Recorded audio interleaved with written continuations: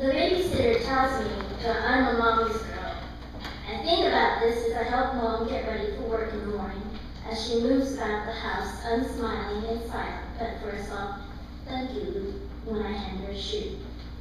Remembering the time that she taught me to spell love, I feel the brown carpet beneath my knees, cool glass under my forearms, the pencil in my hand, and I see the white spaces I haven't filled yet, the almost letters that I've attempted. Over the sound of the television, I hear the foreign but familiar accent of Mom's words as she asks, "What are you doing?" And steeped in my efforts, I tell her that I am writing. I imagine her blinking, even more skeptical of my ability to write than her own, as she had never learned and I had yet to be taught. Nevertheless, she asks, "Can you spell love?" And thinking about it, I nod. Then I begin to string my almost letters together, weaving thoughts of love into their shape, willing them to say love. But she stops me and says, "No, not like that," and slides the sheet across the table. I place the pencil in her open palm, and she writes the letters L-O-V-E, slowly in all capitals. When she offers it back to me, I show, telling myself that my way is just different. I think about the time that I jumped feet first into a pile of fire ants, even though Dad had warned me they would bite. Again, I see them march up my long socks in neat rows that amaze me even as they bite my ankles, my calves. Then my shrieking overpowers the sound of Daddy's lawnmower, and he jumps off, yelling for me to go to the water hose.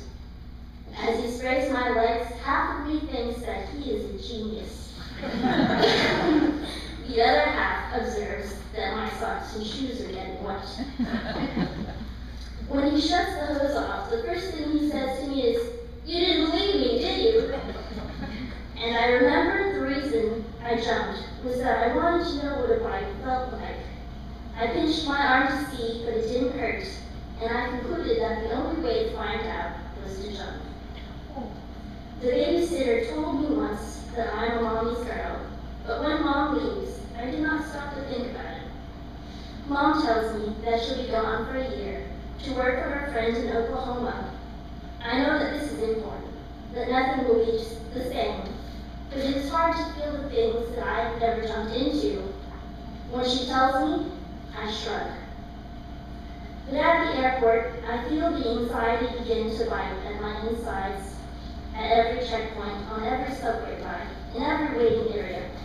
I think that now is the moment that she'll be gone. Now is what it will feel like forever, until they tell me that it isn't. She isn't going yet, and there's one more place to go, until there isn't, and they cannot stop my cheeks from tingling, my nose from burning, my eyes from swelling, because now is the moment. The house is bigger, quieter. At night, I hear the rumbling solo of my father's snores.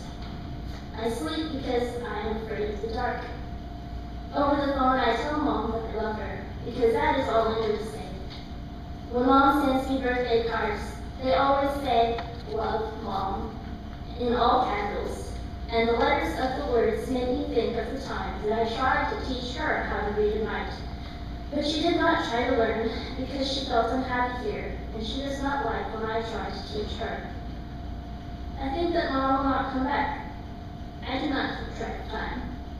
When I look at the babysitter, I want to tell her that I do not think I'm a mama's girl anymore. Or if I am a whole one. One night, I dream of my mother's broken voice resounding in my ears as she cries that her daughter does not love her. The echo leaves a biting in my throat, a burning in my chest, and when I awaken, I know that I will always remember the sound of her loneliness reverberating in my mind. In the wake of my dream, my mother calls, and I speak warmly to her, carefully filling the white spaces with the vast love and affection that I feel strongly. I know now that she is human because she makes mistakes, and I love her because that is all she wants. What matters is that she is my as I am her daughter, in this moment, as in all the moments that pass.